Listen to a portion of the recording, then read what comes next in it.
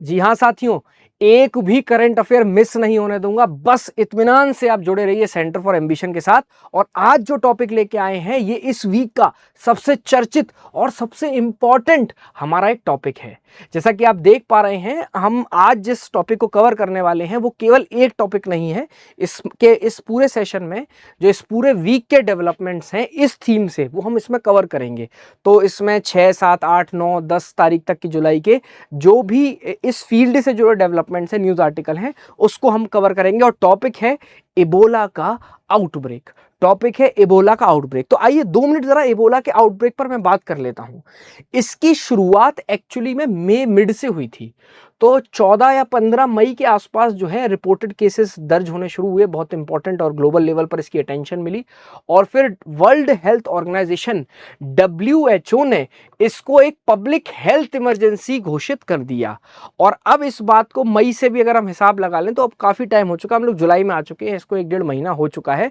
पर अब स्थिति और भयावह होती जा रही है और ये चिंताजनक है। क्यों चिंताजनक है और क्यों भयावह है, इस पर आज हम बात करेंगे। तो आज एक तो हमें इबोला के बारे में पूरा एग्जाम पर्सपेक्टिव समझ लेना है। और जुड़े रहिएगा, इस सेशन के एंड में मैं आप लोगों को PYQ भी कराऊंगा इबोला से जुड़े हुए। प्लस साथ ही साथ ये आउटब्रेक हुआ जिस देश में है उस देश का नाम है डेमोक्रेटिक रिपब्लिक ऑफ कॉन्गो। उस देश को DRC शॉर्ट में हम लोग बोलेंगे। तो DRC के प्रश्न अपने आप में प्रीलिम्स में इतने पसंद हैं यूपीएससी को, आप यकीन मानिएगा। मैं अभी दिखाऊंगा आपको, 2023 में ही अकेले 3 क्वेश्चन आए हैं डेमोक्रेटिक रिपब्लिक ऑफ कॉन्गो से जुड़े हुए यूपीएससी प्रीलिम्स में। तो ये क्षेत्र और इसका जो न्यूज में बार बार बने रहने का ना अपना एक इतिहास है, डेमोक्रेटिक रिपब्लिक ऑफ कॉन्गो। तो इसकी बात करेंगे, ये दूसरा टॉपिक होगा। और तीसरा जो न्यूज है, जो न्यूज आर्टिकल है, वो है इसी से जुड़ा हुआ WHO का जो हमारा पेंडेमिक एग्रीमेंट साइन होना है। ठीक है, तो बहुत मिसकंसेप्शंस हैं लोगों के मन में, मैं आज वो सारे मिसकंसेप्शन दूर कर दूंगा। वर्ल्ड हेल्थ ऑर्गेनाइजेशन की पेंडेमिक एग्रीमेंट या ट्रीटी की भी आज हम लोग इसमें बात करेंगे। तो वीडियो एक और टॉपिक है 3, तो एक तीर से 3 निशाने हम लोग आज इसमें लगाने वाले हैं। आइए ले चलता हूं सीधे आप लोगों को आर्टिकल की तरफ। और आज अपने आप को थोड़ा सा मजबूर करते हैं कुछ चीजों को सोचने के लिए। यहां से हमारा पेन और पेपर का सेशन शुरू हो जाता है, नोट्स लेना शुरू कर दीजिए और खुद से कुछ प्रश्न पूछिए। क्या WHO एक यूनाइटेड नेशंस की एक डेडिकेटेड बॉडी है? क्या ये इसकी एक स्पेशलाइज्ड एजेंसी है?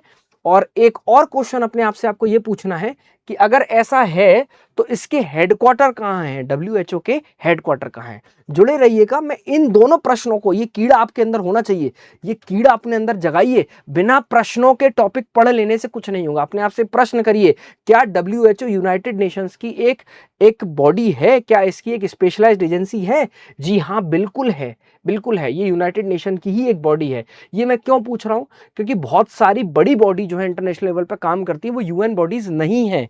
जैसे अगर मैं एक छोटा सा एग्जांपल दूं आपको, जैसे वर्ल्ड ट्रेड ऑर्गेनाइजेशन है, इसका UN से कुछ भी लेना देना नहीं है। ये यूनाइटेड नेशंस की स्पेशलाइज्ड बॉडी नहीं है। साथ ही साथ आप लोगों ने IMF का नाम सुना होगा, आपने वर्ल्ड बैंक का नाम सुना होगा। ये सब इंटरनेशनल लेवल पर काम करती है पर इनका UN से कोई लेना देना नहीं है। तो वर्ल्ड हेल्थ ऑर्गेनाइजेशन एक UN की स्पेशलाइज्ड बॉडी है और इसके हेडक्वार्टर, जहां UN के सारे हेडक्वार्टर जनरली जो है वो न्यूयॉर्क या अमेरिका में है, इसके हेडक्वार्टर है जिनीवा, स्विट्जरलैंड में। तो अगर मैं इसका आंसर आप लोगों को देना चाहूं, तो देखिए इसके आंसर को जरा नोट कर लेते हैं।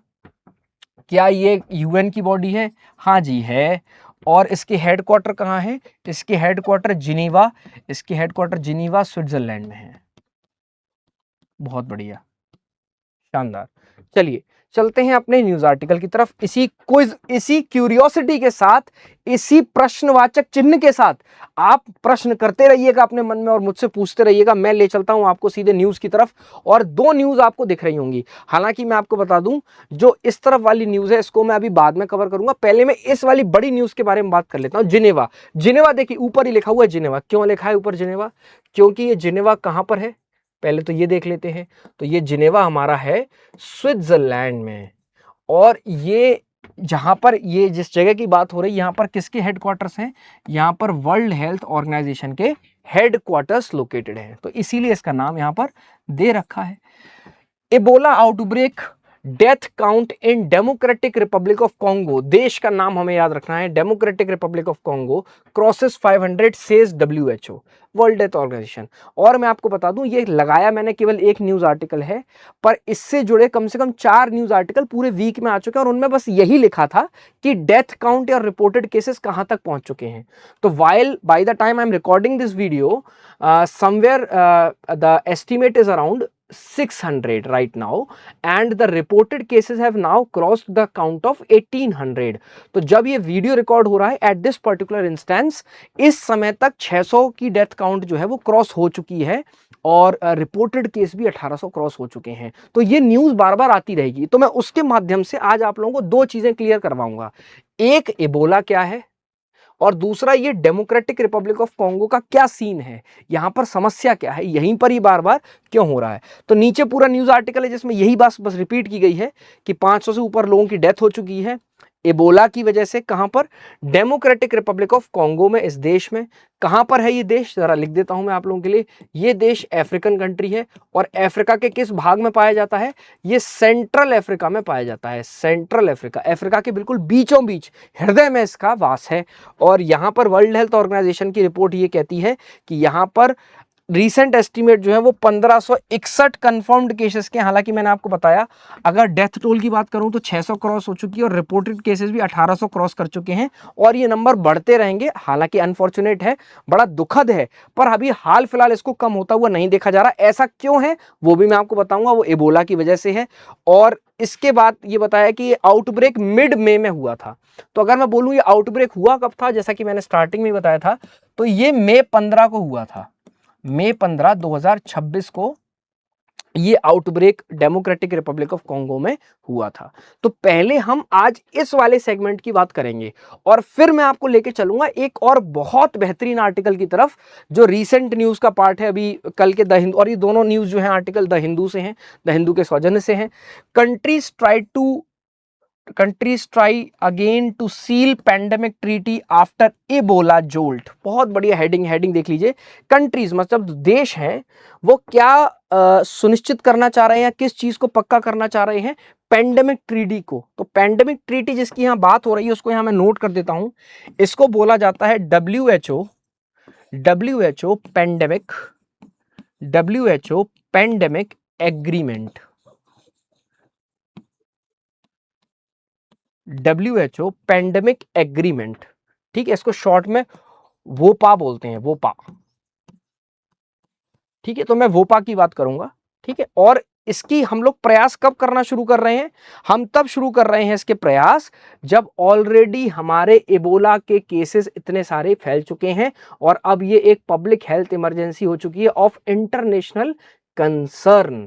तो इसी चीज को दिमाग में रखते हुए आइए पहले मैं आप लोगों को एबोला एक्सप्लेन करता हूं। आइए पहले हम लोग बात करते हैं एबोला की। ठीक है,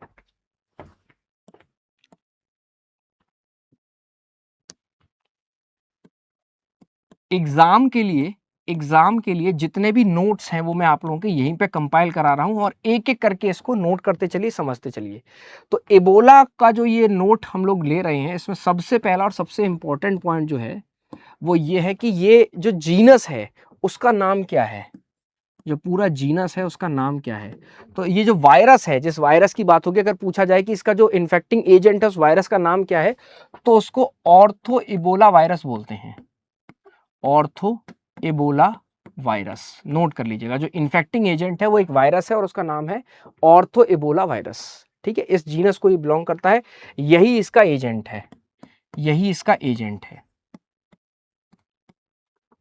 ortho Ebola virus, ortho Ebola virus. ठीक है, अब दूसरी इंपॉर्टेंट जो चीज है वो ये है कि एक जीनस में स्पीशीज बहुत सारी हो सकती हैं। तो जैसे जब हम एबोला की बात कर रहे हैं तो एबोला की कई सारी स्ट्रेन्स हैं जो वायरस को या इस बीमारी को कॉज कर रही हैं। ठीक है, तो सबसे बड़ी बात यह है कि अभी तक वर्ल्ड में जिसकी बहुत ज्यादा चर्चा होती थी वो ये था जायर, अलग से लिख रहा हूं, अलग से लिख लीजिएगा, वो था जायर एबोला वायरस। अब ये जायर क्या है?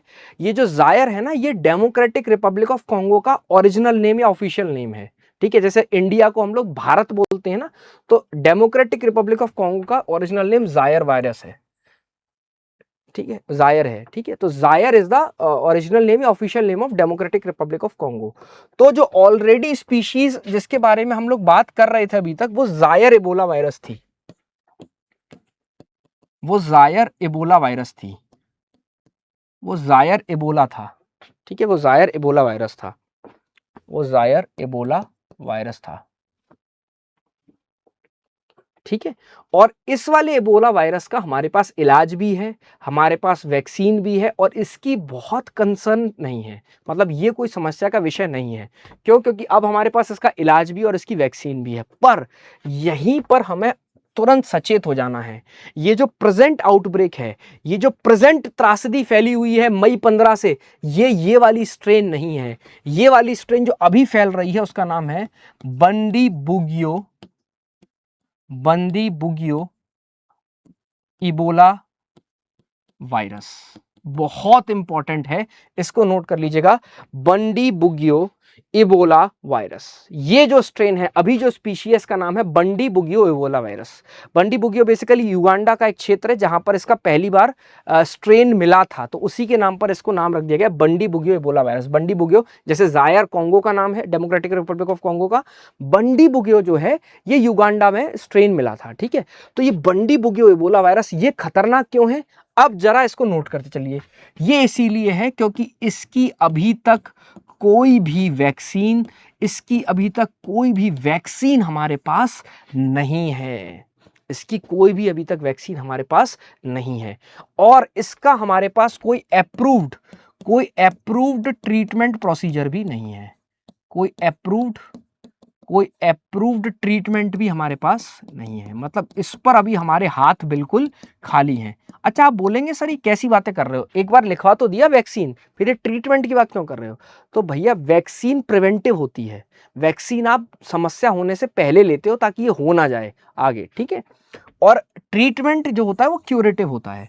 तो ना तो हमारे पास इसका कोई अप्रूव्ड लाइन ऑफ ट्रीटमेंट है, ना ही हमारे पास इसकी अभी कोई वैक्सीन है, और इसीलिए ये हमारे लिए बड़ी चिंता का विषय बना हुआ है कि ये जो बंडी बुगियो वायरस जो अभी फैला हुआ है, इसकी ना कोई वैक्सीन है, ना कोई इसका अप्रूव्ड ट्रीटमेंट है। अब जरा एबोला स्ट्रेन की, एबोला वायरस की नॉर्मली बात कर लेते हैं। तो इसमें बेसिकली एक और जो तीसरा इंपॉर्टेंट क्वेश्चन है, ये डिसीज आई कहां से, ये डिसीज इंसानों में, या इस डिसीज का स्रोत क्या है, सोर्स क्या है? तो याद रखिएगा ये एक जूनोटिक डिसीज है, ये एक जूनोटिक डिसीज है। जूनोटिक डिसीज का मतलब जूओलॉजी से याद रखिएगा, जू जानवर से याद रखिएगा, ये इंसानों में जानवरों से आई है।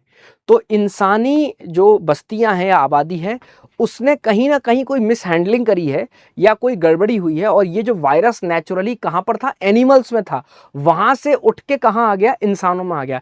इस प्रोसेस को मेडिकल टर्म में या इस टेक्निकल टर्म में हम लोग जूनोटिक डिसीज बोलते हैं। तो यानी कि मतलब क्या है, जूनोटिक डिसीज एक ऐसी डिसीज है जिसका जो होस्ट है वो एनिमल है, इसका जो होस्ट है वो कोई एनिमल होता है, जिसको हम इसका सोर्स या रिजर्वायर भी बोल सकते हैं, इसका रिजर्वायर या सोर्स बोल सकते हैं, यानी कि जहां से इसकी उत्पत्ति हुई है, जहां पर ये नेचुरली पाया जाता था, और वहां से ये किस में ट्रांसमिट हुआ है, ह्यूमंस में हुआ है। अब इसके बहुत सारे कॉज हो सकते हैं, वो अभी स्पेसिफिकली साइंटिस्ट ने पिन पॉइंट नहीं किया है। या तो ऐसा हो सकता है कि हंटिंग से आया हो, या ये हो सकता है कि गलती से जिसे किसी को काट लिया किसी जानवर ने, उससे भी हो सकता है ऐसा हुआ हो, या ये भी हो सकता है कि किसी इंसान ने मीट कंज्यूम किया हो, या गलत तरह से मीट प्रोसेस किया हो किसी जानवर का, उससे ये आया हो, ठीक है। तो ये एक जूनोटिक डिसीज है, ये जानवरों से इंसानों में आई है, स्प्रेड हुई है, और इस इवेंट को स्पिल ओवर बोलते हैं, इस इवेंट को स्पिल ओवर बोलते हैं। स्पिल ओवर मतलब छलक जाना, इधर से उधर छलक जाना, जैसे ग्लास में पानी भरते रहो भरते रहो तो वो टेबल पे गिर पड़ा, तो आपने जानवरों के एक होस्ट को कहां ट्रांसमिट कर दिया, आपने इंसानों में ट्रांसमिट कर दिया। बहुत बढ़िया, शानदार। अब इस वाले पार्ट में हमें ये समझना पड़ेगा, तो ये जानवर था कौन सा, ये जानवर है कौन सा जिससे हम में ये डिसीज आई है, ये हमें समझना होगा। तो ये जनरली एग्जैक्टली तो हम नहीं बता पा रहे हैं कि कौन सा जानवर है, पर जो पोटेंशियल कंफर्म्ड है वो या तो ये फ्रूट बैट है, एक किस्म की चमगादड़, ठीक है, या ये कुछ केसेस में आपके जो एप्स होते हैं, जैसे मंकी हो गए, इवन गोरिल्लाज, ठीक है। और इसी तरह से कुछ एंटीलोप वगैरह इस किसी स्पीशीज से आया है। फ्रूट बैट, मंकी, गोरिल्ला, इन्हीं की किसी स्पीशीज के ये सब इसके नेचुरल रिजर्वॉयर हैं, इन्हीं में से किसी से हम में ये स्प्रेड हुआ है। तो अगर प्रश्न ये आ जाए, नोट करिएगा यूपीएससी से, क्या ये मॉस्किटो से स्प्रेड होता है? ना जी, बिल्कुल नहीं होता। ये मॉस्किटो से स्प्रेड नहीं होता, ना मॉस्किटो से इंसान में आया है, ठीक है जी। और हमें ट्रीटमेंट तो पता ही है, ट्रीटमेंट तो हम इसका कुछ कर ही नहीं सकते, तो यहाँ तो नो नो लिख देना, ना कोई वैक्सीन है ना कोई ट्रीटमेंट है। आखिरी चीज और आखिरी सबसे इंपॉर्टेंट क्वेश्चन जो यूपीएससी का आएगा एबोला से, वो आएगा कि इसका स्प्रेड कैसे होता है। ये बताइए, ये बताइए इसका स्प्रेड कैसे होता है।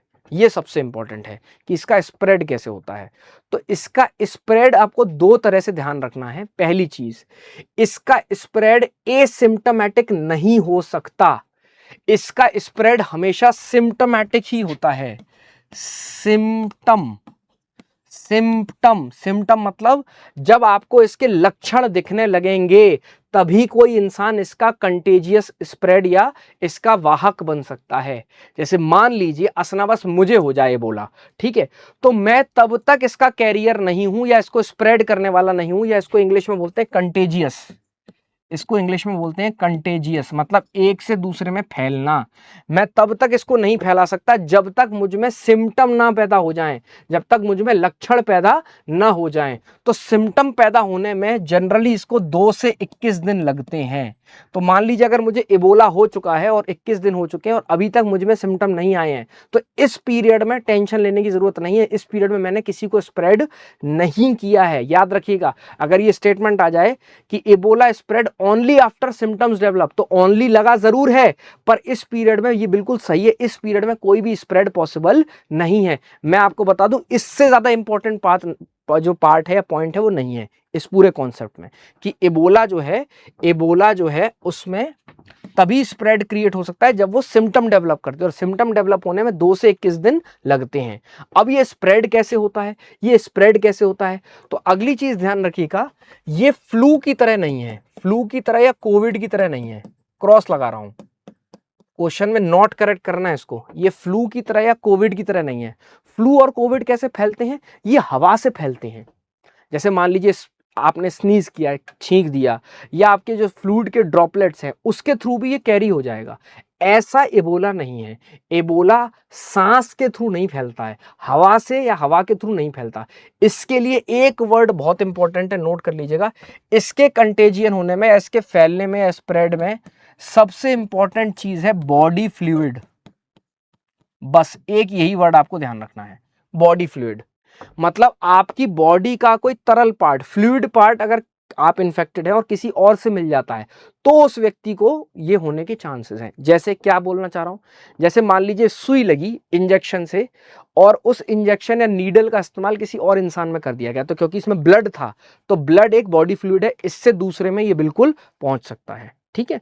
दूसरी तरह, जैसे माँ का लैक्टेटिंग मदर है, उसके मदर्स मिल्क है, ब्रेस्ट मिल्क है, उससे बच्चे को हो सकता है, क्योंकि वो भी क्या है, एक बॉडी फ्लूइड है। इसके अलावा बॉडी के जितने भी तरल हैं, मतलब आप थूक की बात कर रहे हैं, ठीक है, सलाइवा की बात हम लोग करें, यूरिन की बात करें, फीसेस की बात करें, है ना, इन सब बॉडी फ्लूइड से ये स्प्रेड हो सकता है, ठीक है। इवन जो स्पर्म है उससे भी ये स्प्रेड हो सकता है। तो ये बहुत इंपॉर्टेंट पॉइंट है।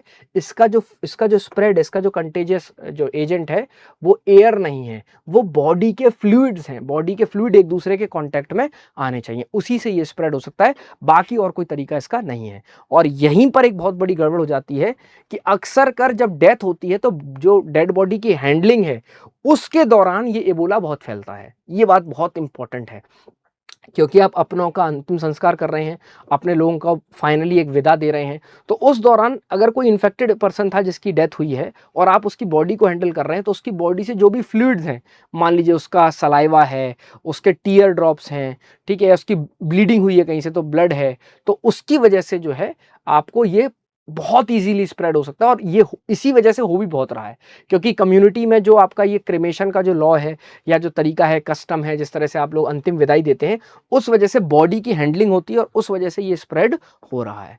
तो ये बहुत बड़े स्केल पर इस तरह से स्प्रेड हो रहा है, 2 से 21 दिन लगते हैं, सिम्टोमेटिक है। इससे ज्यादा और इससे डीप कोई चीज यूपीएससी पर्सपेक्टिव से या एग्जाम पर्सपेक्टिव से इंपॉर्टेंट इबोला में नहीं है। हाँ, बस कई बार एक चीज ये पूछ सकता है कि इसमें होता क्या है, तो ये एक हेमरेजिक फीवर है, वो इतना इंपॉर्टेंट नहीं है। बेसिकली इसमें फ्लूइड का लॉस होता है, ब्लड लॉस होगा, इंटरनल ब्लीडिंग होगी, ऑर्गन फेलियर होंगे, इसमें डायरिया होगा और आपकी हैवी जो है बॉडी जो है फ्लूइड लॉस करने लगेगा और मल्टीपल ऑर्गन फेलियर की वजह से इसमें डेथ हो जाएगी। हाई फर्टिलिटी रेट है, जैसे मैंने अगर बंडी बुगियों की बात करी थी तो 40% तक का फर्टिलिटी रेट ये देखने को मिलता है। तो ये हाईली फेटल है, ये हाईली फेटल है। आप खुद ही देख लीजिए, अभी 1800 केसेस में 600 केसेस में डेथ हो चुकी है, 1800 रिपोर्टेड केस हैं, 600 डेथ हो चुकी हैं। तो इसकी फैटिलिटी रेट काफ़ी हाई है, इसका फैटिलिटी रेट काफ़ी हाई है, लगभग 40% तक का इसका फैटिलिटी रेट है। तो ये सारे जो पॉइंट थे ये इस न्यूज़ आर्टिकल के थे, मतलब इसमें खाली इबोला की बात हुई थी, पर मैंने इबोला के जितने भी पॉइंट बनते हैं वो सारे आप लोगों को एक्सप्लेन कर दिए हैं। अब मैं आप लोगों को थोड़ा सा लेके चलना चाहता हूं डेमोक्रेटिक रिपब्लिक ऑफ कॉन्गो की तरफ। ज्योग्राफिकल पॉइंट ऑफ व्यू से, मैपिंग पॉइंट ऑफ व्यू से समझ लेते हैं कि डेमोक्रेटिक रिपब्लिक ऑफ कॉन्गो है कहां पर, पहली चीज। और दूसरी चीज हम ये समझ लेते हैं कि यहां पर इसकी समस्या क्या है, यहां पर मेन कंसर्न क्या है। आइए ले चलते हैं हमको डीआरसी की तरफ। देखिए, ये है हमारा डेमोक्रेटिक रिपब्लिक ऑफ कॉन्गो। अगर आप इसको ध्यान से देखेंगे तो आपको समझ में आएगा कि ये अफ्रीका का सेंटर है, ये अफ्रीका का सेंटर है, ठीक है। इसकी इसकी आप लोग ये देख सकते हैं जो बॉर्डरिंग नेशंस हैं, आप लोग देखिए, इसमें रिपब्लिक ऑफ कॉन्गो है, सेंट्रल अफ्रीकन रिपब्लिक है, साउथ सूडान है, युगांडा है, रवांडा है, बुरुंडी है, जाम्बिया है, ये सब इससे बॉर्डर शेयर कर रहे हैं। पर मैं आपको एक बड़ी मजेदार बात बताता हूँ, ध्यान रखना, यूपीएससी में क्वेश्चन आएगा, क्या डेमोक्रेटिक रिपब्लिक ऑफ कॉन्गो किसी वाटर बॉडी या ओशियन से अपनी बॉर्डर शेयर करता है? बिल्कुल करता है, नोट कर लीजिए, एटलांटिक ओशियन। ज्योग्राफी का कॉन्सेप्ट पढ़ा रहा हूं, एटलांटिक ओशियन। एटलांटिक ओशियन से इसकी एक नैरो 40 किलोमीटर लंबी लगभग एक बेल्ट है जो इससे बॉर्डर शेयर करती है। तो बिल्कुल हाँ, एटलांटिक ओशियन से democratic Republic of Congo border share करता है। और ये गलत क्यों कर दोगे आप, क्योंकि देखने से नहीं लगता है, ये बीचों बीच है ना, तो ऐसा नहीं लगता कि इंडियन ओशियन या एटलांटिक ओशियन से ये बॉर्डर शेयर करता होगा, पर ये एटलांटिक ओशियन से बॉर्डर शेयर करता है, ठीक है। और अगर मैं बोलूं कि ये फैला कहाँ है, कहाँ इसका एपिसेंटर है, तो ये डेमोक्रेटिक रिपब्लिक ऑफ कॉन्गो का जो युगांडा बॉर्डर है, यहां पर युगांडा और रुवांडा के पास ये जो बॉर्डर है, यहां पर दो इनके प्रोविंस हैं, यहां पर इनके दो प्रोविंस हैं, एक है इतूरी और एक है Kivu, North Kivu and South Kivu, North Kivu and South Kivu. तो इनके दो प्रोविंस हैं, Ituri, North Kivu, South Kivu. Please note कर लेना और मैं आपको प्रूव कर दूंगा कुछ मिनटों में कि कैसे ये तीनों चीजें या ये सारे पॉइंट जो है यूपीएससी पूछ चुका है, ये एज इट इज पूछ चुका है एग्जाम में, ठीक है। तो ये तीन प्रोविंस हैं, इनके स्टेट हैं, Ituri, North Kivu, South Kivu, जहां पर ये स्प्रेड हुआ है। और ये कहाँ है, ये इसके नॉर्थ ईस्ट में है, ये इसके नॉर्थ ईस्ट प्रोविंसेस हैं, ये इसके नॉर्थ ईस्ट प्रोविंसेस हैं, ठीक है। तो ये इतूरी और नॉर्थ कीवू, ठीक है। अच्छा, इसकी कैपिटल क्या है, इसकी कैपिटल है किनशासा, इसकी कैपिटल है किनशासा।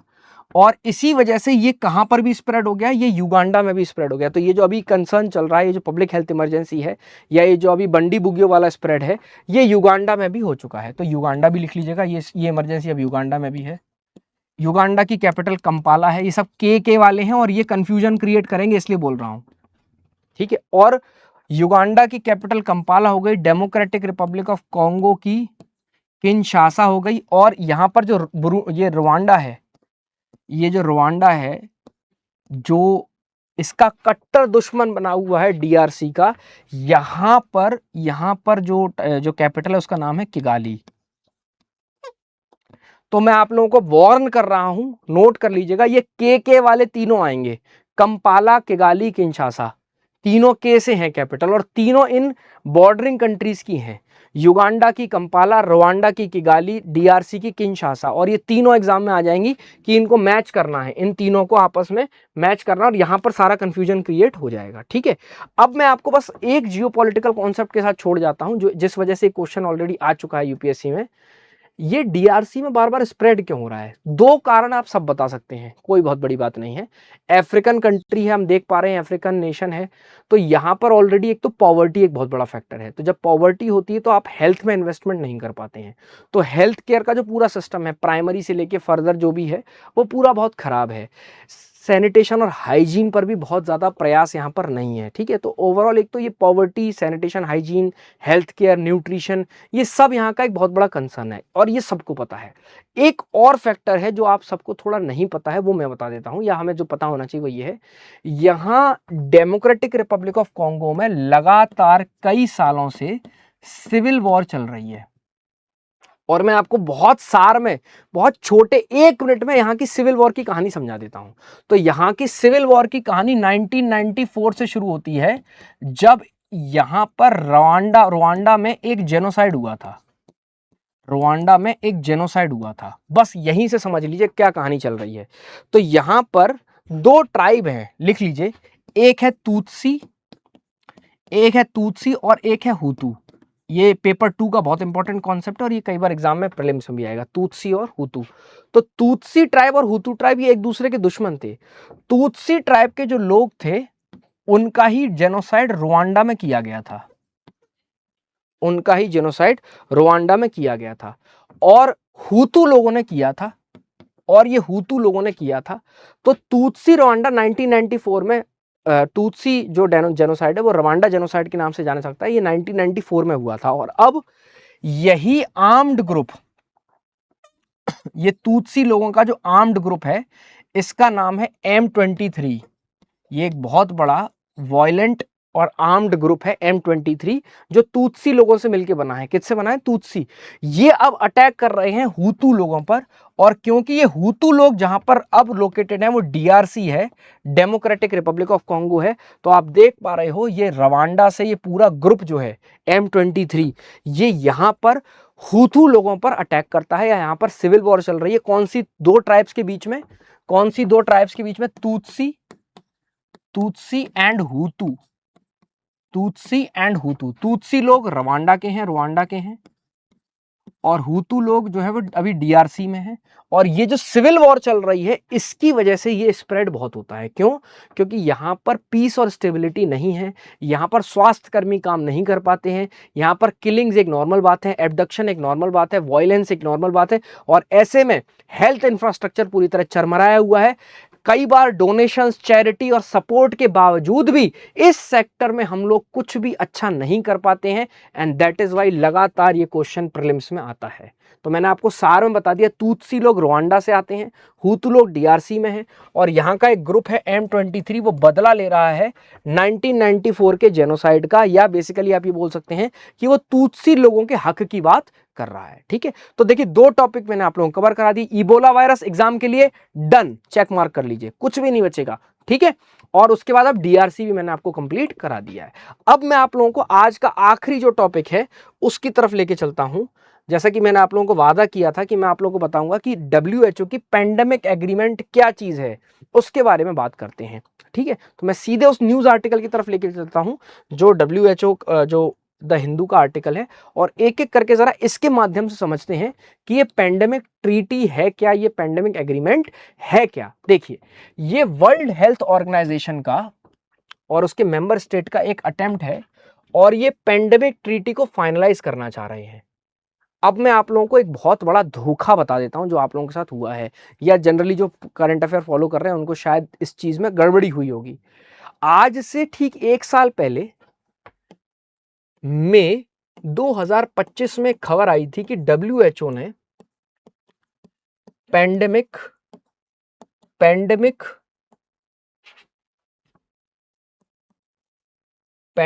एग्रीमेंट, WHO ने पेंडेमिक एग्रीमेंट को, वर्ड देखना ध्यान से, अडॉप्ट कर लिया है।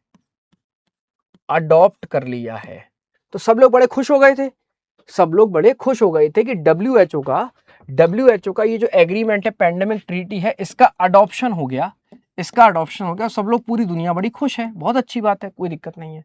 प्रॉब्लम क्या है वो बता देता हूं। अडॉप्टेड का मतलब एग्जीक्यूशन नहीं होता है। तो अडॉप्शन का मतलब क्या होता है, जैसे हम लोग बोलते हैं कि 26 नवंबर को we hereby adopt our constitution, तो इसका मतलब ये है कि 26 नवंबर 1949 को हमने अपने कॉन्स्टिट्यूशन के इस फाइनल वर्जन को हमने एक्सेप्ट किया है कि ये इसका फाइनल रिटन वर्जन है, ये फाइनल ऑफिशियल टेक्स्ट है, यही हमारा कॉन्स्टिट्यूशन होगा। अभी ये कॉन्स्टिट्यूशन हमने लागू नहीं किया है, लागू हमारा होगा 26 जनवरी 1950 को। हम सबको पॉलिटी में कॉन्सेप्ट पता है ना, अडॉप्शन और एग्जीक्यूशन में बहुत अंतर होता है। अडॉप्शन मतलब हम इसको स्वीकार करते हैं कि ये हमारा ऑफिशियल टेक्स्ट है, अब ये अप्लाई कब होगा इस पर अभी टाइम है। तो कंडीशन ये है कि जिस दिन 60 मेंबर इसको रेटिफाई कर देंगे, इस पर हस्ताक्षर कर देंगे, 60 मेंबर इसको जिस दिन रेटिफाई कर देंगे, उस दिन ये फोर्स में आ जाएगा, उस दिन ये एनफोर्स हो जाएगा या उस दिन एग्जीक्यूट हो जाएगा। पर ये ऐसा होएगा नहीं, अभी नहीं होता दिख रहा, ठीक है। और वो क्यों नहीं होता दिख रहा उसकी बात मैं आप लोगों के साथ करता हूं, ठीक है। They are trying to finalize the pandemic treaty due to किस वजह से, क्योंकि अभी इस समय क्या चल रहा है, इबोला आउटब्रेक चल रहा है, किस देश में, डेमोक्रेटिक रिपब्लिक ऑफ कॉन्गो में। तो इसकी वजह से एक अर्जेंसी इन लोगों को फील हो रही है, इन लोगों को लग रहा है यार कि यार बड़ी गड़बड़ हम लोग कर रहे हैं, पेंडेमिक पे पेंडेमिक आई जा रही है लगातार, कोविड के बाद से ये समस्या चल रही है, और हम लोग इंटरनेशनल कम्युनिटी में इतने पढ़े लिखे लोग अभी तक इस मसले को हल नहीं कर पा रहे हैं। तो मैं बताऊं इस पेंडेमिक ट्रीटी का ओरिजिन क्या है वो बता देता हूं। तो इसमें जो 2021 में हम सबको पता है कोविड का जो वेव आई थी, उसके समय एक वायरस की एक वेरिएंट फैली थी जिसको ओमिक्रॉन बोलते हैं। तो बहुत सारे वायरस कोविड के अलग अलग वो आए थे, वर्जन आए थे, तो उसमें एक वर्जन ओमिक्रॉन वर्जन था 21। तो इसके बाद WHO जो था वो चेता, दुनिया की कम्युनिटी चेती, और उन लोगों को लगा कि यार बहुत बड़ी समस्या है पेंडेमिक को लेके। और वो समस्या क्या है, जरा केवल 3 बिंदुओं में समझ लीजिए। सबसे पहली जो समस्या है वो है इंफॉर्मेशन शेयरिंग की। सबसे पहली समस्या है इंफॉर्मेशन शेयरिंग। देखिए सबसे पहली समस्या क्या है, इंफॉर्मेशन शेयरिंग।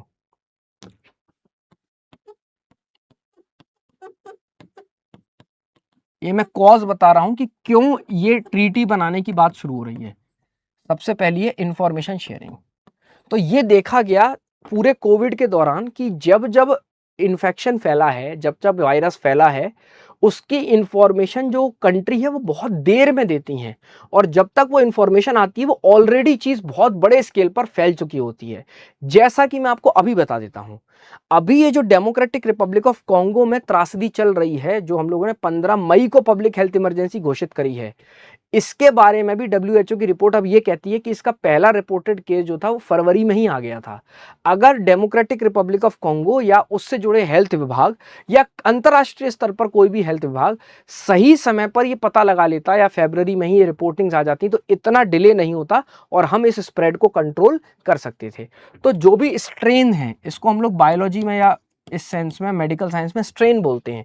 स्ट्रेन मतलब जो भी वो स्पीशीज है जो स्प्रेड कॉज कर रही है, उसकी इंफॉर्मेशन शेयरिंग जो हो वो टाइमली हो जाए, सबसे पहले तो ये जरूरी है, ठीक है। पर ये एक पार्ट है। ये कैसा पार्ट है, ये केवल एक पार्ट है। जब ये शेयर होगी, जब ये लोगों को पता चलेगी, तो वर्ल्ड वाइड इस पर काम होना शुरू होगा। तो दूसरा जो एस्पेक्ट है वो है equipment, treatment, sharing. Equipment, treatment, sharing. दूसरा जो एस्पेक्ट है वो ये है कि जैसे ही इसके बारे में बात चले तो वर्ल्ड वाइड जैसे PPE किट है, ग्लव्स हैं, सैनिटाइजर है, दवाइयां हैं, जो भी अप्रूव्ड लाइन ऑफ मेडिसिन है, वो सबको सबके साथ शेयर होनी चाहिए, कोई भी इसको होल्ड नहीं करे। तो हुआ ये था कि ओमिक्रॉन वायरस के दौरान हम सबको पता है कोविड के दौरान बहुत बड़े स्केल पर लोगों ने दवाइयां होल्ड करनी शुरू करी, वैक्सीन होल्ड करनी शुरू करी।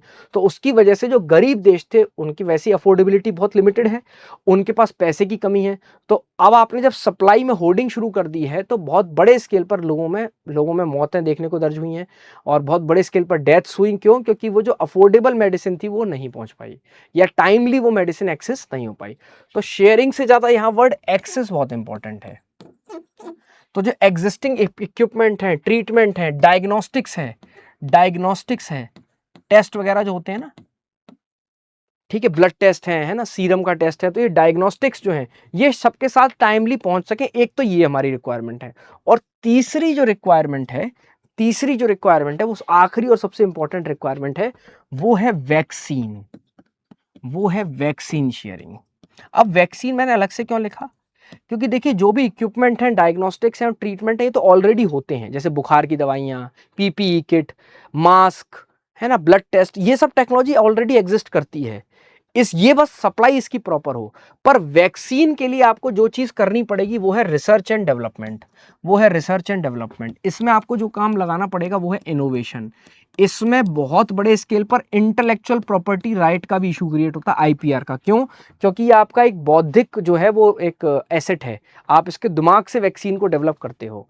ठीक है, तो वैक्सीन डेवलप हो टाइम से, और वैक्सीन जब एक बार डेवलप हो जाए तो इसको कोई अपनी बापौती ना समझे, इसको कोई अपनी जागीर ना समझे, इसे कोई ये ना समझ ले कि ये उसी का केवल एक जो है एक अधिकार क्षेत्र है। ये सभी को मिलनी चाहिए, सभी तक पहुंचनी चाहिए। हाँ बिल्कुल, इसमें टर्म्स एंड कंडीशन है कि कुछ कॉस्ट होनी चाहिए, कुछ प्रॉफिट मार्जिन भी होना चाहिए, पर इसमें प्रॉफिटेरिंग अल्टीमेट ऑब्जेक्टिव नहीं होना चाहिए। बस यही तीन पॉइंट को WHO की, वर्ल्ड हेल्थ ऑर्गेनाइजेशन की जो पेंडेमिक एग्रीमेंट है वो सॉल्व करना चाहती है।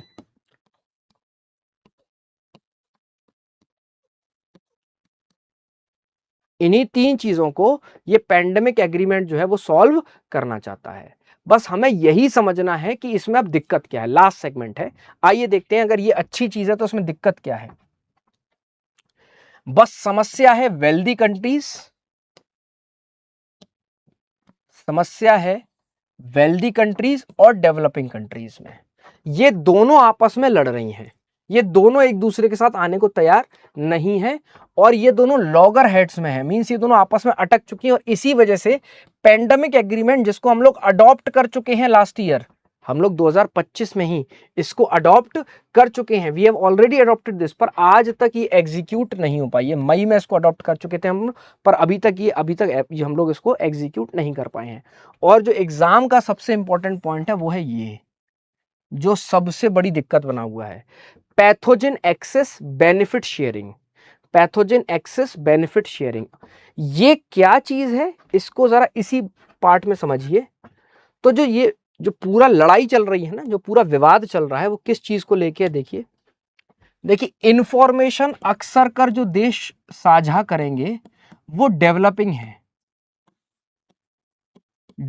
है या लीस्ट डेवलप हैं या अंडर डेवलप्ड हैं, ऐसे कंट्री ही अपनी इंफॉर्मेशन साझा करेंगे। क्यों? क्योंकि हम देख पा रहे हैं कि जनरली ये जो बीमारियां हैं, जो स्ट्रेन्स हैं, ये ग्लोबल साउथ से फैलती हैं। जैसा कि हम लोग देख रहे हैं, बहुत सी अफ्रीका से फैलती हैं, ठीक है, चाइना से या एशिया के रीजन से या अफ्रीका के रीजन से, ठीक है। तो ये डेवलपिंग कंट्रीज जो हैं वो अपना इंफॉर्मेशन शेयर करें, पर ये बोल रही हैं कि हम पैथोजन, देखिए यहाँ वर्ड लिखा था ना पैथोजन का एक्सेस, तो ये बोल रहे हैं कि हम अपने पैथोजन का एक्सेस तो दे देंगे आपको, कोई दिक्कत नहीं है, पर उससे आप जो वैक्सीन बनाओगे उसका भी हमें जो है बेनिफिट शेयर करना चाहिए आपको। बेनिफिट शेयरिंग, अगला वर्ड है बेनिफिट शेयरिंग। तो यूपीएससी प्रीलिम्स में क्वेश्चन आएगा पीएबीएस, ठीक है, PABS means pathogen access. The term PABS often seen in the news is referred to as, क्या है ये है pathogen access and benefit sharing. दूसरा वर्ड आ जाएगा, दूसरी चीज आ जाएगी कि पीएबीएस या pathogen access and benefit sharing is associated with which of the following treaty, तो आंसर होगा डब्ल्यूएचओ की पेंडेमिक ट्रीटी, ठीक है। अब ये बेनिफिट शेयरिंग कौन करेगा? ये डेवलप्ड नेशन को करना है, ये डेवलप्ड नेशंस को करना है। और वो जो वैक्सीन बनाते हैं वो अक्सर कर बहुत R&D से बनती है, उसमें बहुत सारा मेहनत लगती है, रिसर्च लगती है, साइंस एंड टेक्नोलॉजी का इस्तेमाल होता है, कैपिटल इन्वेस्टमेंट होती है, उसमें इंटेलेक्चुअल प्रॉपर्टी का भी इस्तेमाल हुआ है। तो अक्सर कर वो उसके लिए बहुत प्रॉफिट डिमांड करते हैं, या ये बोलें कि उसमें बहुत ज़्यादा रॉयल्टी का यूज़ होता है, या वो ईजिली इतना जल्दी लोगों के साथ इसको शेयर नहीं करते हैं। तो डेवलपिंग कंट्री पैथोजन देने से मना कर रहे हैं, या बोल रहे हैं कि पैथोजन हम तब देंगे जब आप हम लोगों के साथ क्या शेयर करेंगे, वैक्सीन्स के फायदे सस्ते दामों पर, या आप एक तरह से सब्सिडाइज तरह से या डोनेशन के तौर पे हमें कुछ % उसका देंगे, ताकि हम भी अपने यहां इसकी टेक्नोलॉजी को यूज करके, टेक्नोलॉजी ट्रांसफर से हम भी इसको अपने यहां बना सकें। तो यही बस अल्टीमेट विवाद है, यही इंपॉर्टेंट पॉइंट है कि जो पैथोजन एक्सेस और बेनिफिट शेयरिंग का सिस्टम है, इसी को हम लोग फाइनलाइज नहीं कर पा रहे हैं। अगर कोई पूछे कि क्यों पैंडेमिक ट्रीटी फाइनलाइज नहीं हो पा रही है, तो पैब्स का जो एनेक्स है, केवल एक पार्ट बचा है बस, पैब्स, इसी पर बस हम लोग फाइनलाइज नहीं कर पा रहे हैं। तो अभी मई 2026 में इसको फाइनलाइज होना था, और जो सेशन है वो जुलाई 17 तक चलेगा। आज हम लोग अगर जुलाई 10 पर खड़े हैं, तो जुलाई 17 तक की डेडलाइन दी हुई है कि इस तारीख तक हमें ये फाइनलाइज कर लेना चाहिए। ये लोग ऐसा सोच रहे हैं क्योंकि ऑलरेडी इबोला का आउटब्रेक चल रहा है। कहां पर? डेमोक्रेटिक रिपब्लिक ऑफ कॉन्गो में, और वहां पे 500-600 लोगों की मौत अभी तक हो चुकी है। तो ऐसे में हमें जरूरी है कि जल्दी से जल्दी हम कौन सा एनेक्स फाइनल कर लें, PABS, profit pathogen access and benefit sharing, ठीक है, जिसमें पैथोजन का एक्सेस कौन देगा? जो डेवलपिंग या अंडर डेवलप्ड वर्ल्ड है, और बेनिफिट्स जो हैं, जो वैक्सीन के बेनिफिट्स डेवलप्ड वर्ल्ड के हैं, वो इन लोगों के साथ अपना बेनिफिट शेयरिंग करेंगे। इसी चीज को लेके दोनों के बीच में असमंजस, टग ऑफ वॉर, खींचातानी, ठीक है, ये चल रही है। बहुत बहुत सारी ये इश्यूज आपस में इन लोगों के चल रहे हैं, ठीक है, ओके। यही बात जो मैंने आपको समझाई है, वही इस आर्टिकल के बस लास्ट पार्ट में लिखी है कि पैथोजन के जो सैंपल होते हैं, पैथोजन का मतलब होता है वो एजेंट जो डिसीज कॉज करता है, वो ऑर्गेनिज्म जो डिसीज कॉज करता है उसको पैथोजन बोलते हैं। अब ये बैक्टीरिया भी हो सकता है।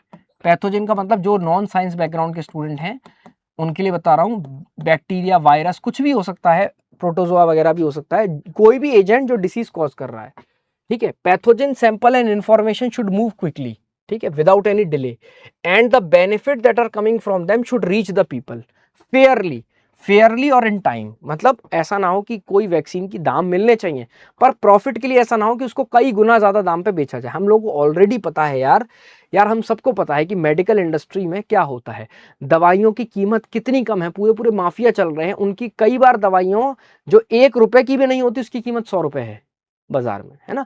तो जब दवाइयों की स्थिति ये है, दवाइयां सोच रहे हैं आप, जो ऑलरेडी बन सकती हैं, जो ऑलरेडी बन चुकी हैं, जब उनके दाम इतने ज्यादा हैं, तो सोचिए वैक्सीन वगैरह की क्या स्थिति होती होगी, है ना।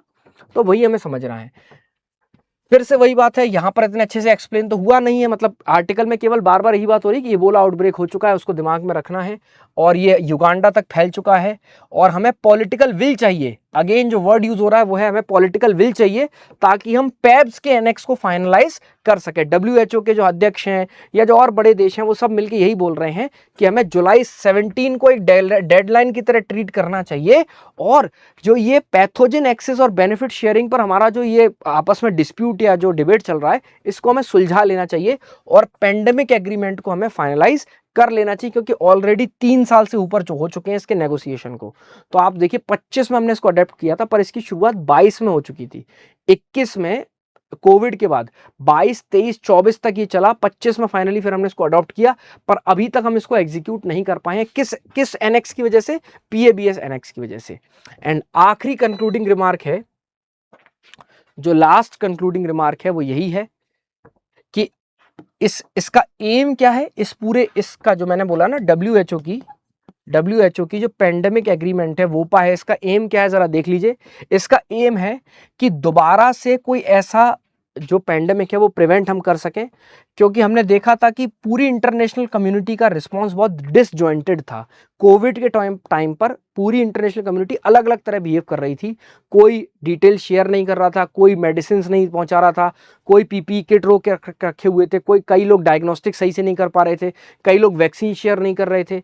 कोविड के दौरान, कोरोना वायरस के दौरान हम लोगों ने जो डिसजॉइंटेड एफर्ट दिखाया है, उसको खत्म करते हुए हमें अपनी ग्लोबल कोऑर्डिनेशन को इंप्रूव करना है, और सर्वेलेंस को बढ़ाना है। सर्वेलेंस मतलब निगरानी को बढ़ाना है जो पैथोजन फैलते हैं उन पर, और एक्सेस टू वैक्सीन को इंप्रूव करना है। यही बहुत इंपॉर्टेंट वर्ड है।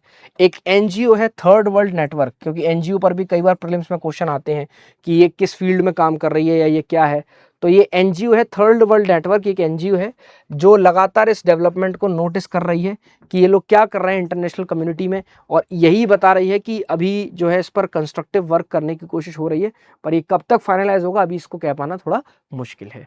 ठीक है, तो तीनों टॉपिक, इबोला वायरस हमने कवर कर लिया, डिसीज पूरी कवर कर ली, साथ ही साथ हम लोगों ने ये जो डेमोक्रेटिक रिपब्लिक ऑफ कॉन्गो का इशू है वो भी देख लिया, और जो WHO की पेंडेमिक ट्रीटी है ये भी हमने कवर कर लिया। आइए तुरंत क्विकली आपको कुछ क्वेश्चंस करा देते हैं। देखिए, 2015 में यूपीएससी में क्वेश्चन पूछा गया कि रिसेंटली फ्रीक्वेंटली मेंशन होने वाला न्यूज में जो इबोला आउटब्रेक है, वो कहां पर फैला है? Syria, Jordan, Guinea, Sierra Leone, Liberia, Philippines, Papua New Guinea, Jamaica, Haiti, Suriname. तो ये 2015 का क्वेश्चन है। उस समय ये गिनी, सियरा लियोन और लाइबेरिया में फैला हुआ था।